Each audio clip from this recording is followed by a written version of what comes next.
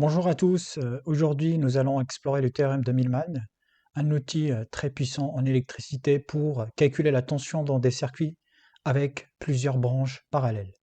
Ce théorème est utile lorsque nous avons plusieurs sources de tension avec des résistances en parallèle et que nous voulons connaître la tension aux bornes de ces branches. Allons voir comment cela fonctionne et en quoi il nous simplifie la vie. Alors, le théorème de Millman. Donc, le théorème de Millman nous permet de calculer la tension d'un ensemble de branches parallèles. Donc, supposons par exemple, j'ai un point A, et ce point-là, donc il est relié par exemple à trois branches. Donc, la première branche, donc il y a une résistance R1. Deuxième branche, on a une résistance R2. Et une troisième branche avec une résistance R4. On va supposer qu'à la tension aux extrémités, donc en R2 c'est V2, en 1 donc V1 et en 4 c'est V4. Alors normalement j'ai pas suivi l'ordre, mais normalement ici c'est R3, mais c'est pas grave. Alors le théorème de Millman, donc on peut l'écrire directement, mais on peut aussi le démontrer. Donc la démonstration du théorème de Millman, ça se fait par la loi des nœuds, donc il faut juste exprimer la loi des nœuds sous forme de tension.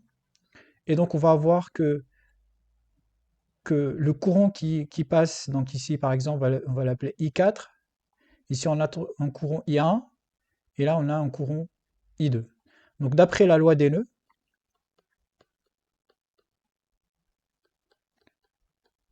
on a I1 plus I4 plus I2 est égal à 0.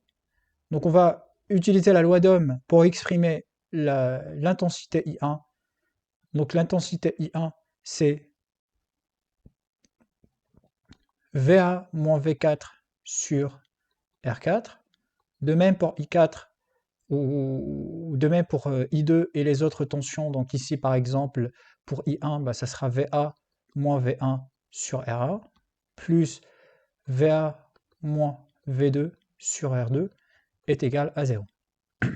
Et donc on va factoriser par VA et on va voir que VA est égal à V4 sur R4 plus V1 sur R1 plus V2 sur R2, le tout divisé par 1 sur R4 plus 1 sur R1 plus 1 sur R2.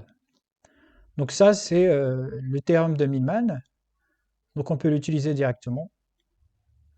Alors, le théorème de Millman est très pratique lorsqu'on traite des problèmes avec des amplificateurs opérationnels. Donc on va essayer de voir un exemple d'utilisation de théorème de Millman. Donc l'exemple qu'on va utiliser est le suivant. Donc on a un amplificateur opérationnel qui fonctionne en régime linéaire puisqu'on a une rétraction négative et on a plusieurs résistances.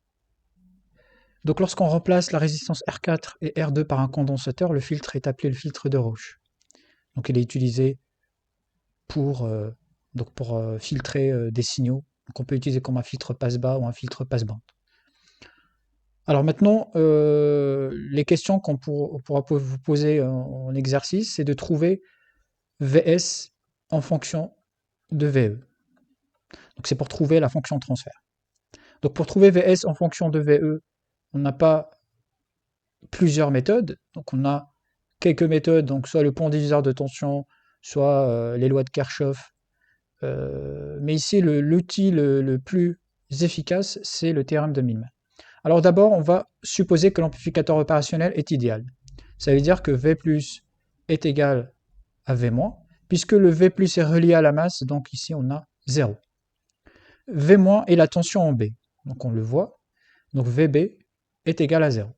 Et maintenant on applique Millman en point B, donc VB est égal, le point B est relié à deux résistances, donc la troisième branche, ou la troisième fil qui est reliée à la partie inverseuse de l'amplificateur opérationnel, on n'a pas de courant qui circule. Donc ça veut dire que là, on n'a pas de fil. Et donc VB est égal à la résistance, à la tension à l'extrémité de la résistance R5, ici c'est Vs, donc c'est Vs sur R5, plus VA sur R3, le tout divisé par 1 sur R5, plus 1 sur R3. Et tout ça est égal à 0. Et donc on trouve que VB est égal à 0, donc ce qui implique que VA est égal à moins R3 sur R5 VS. Donc voici, on a une première relation. Maintenant, on va appliquer le théorème de Millman en point A. Donc le point A est relié à 4 résistances. Donc en point A, VA est égal à...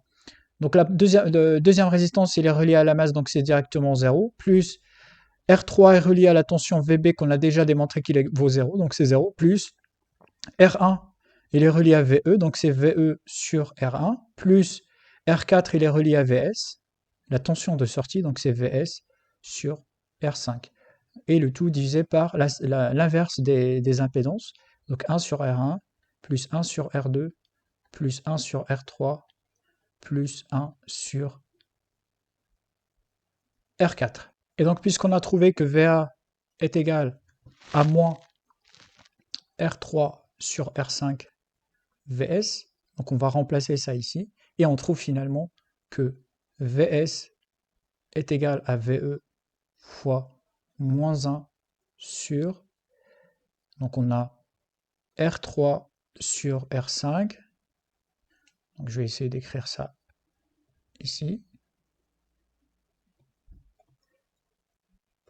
Donc R3 plus R5 plus R1 sur R5 plus R1 sur R4 plus R1 R3 sur R2 R5 plus R1 R3 sur R4 R5. Et on a répondu à la question. Donc voici la tension de sortie en fonction de la tension d'entrée. Alors si on prend par exemple R1 est égal à R2 est égal à R3 est égal à R4 est égal à R5, donc ici on va avoir 1 plus 1 plus 1 plus 1 plus 1, donc on va avoir moins 1 cinquième. Donc voilà pour le théorème de Millman. Donc j'espère que c'était utile pour vous. Merci pour votre attention et au revoir.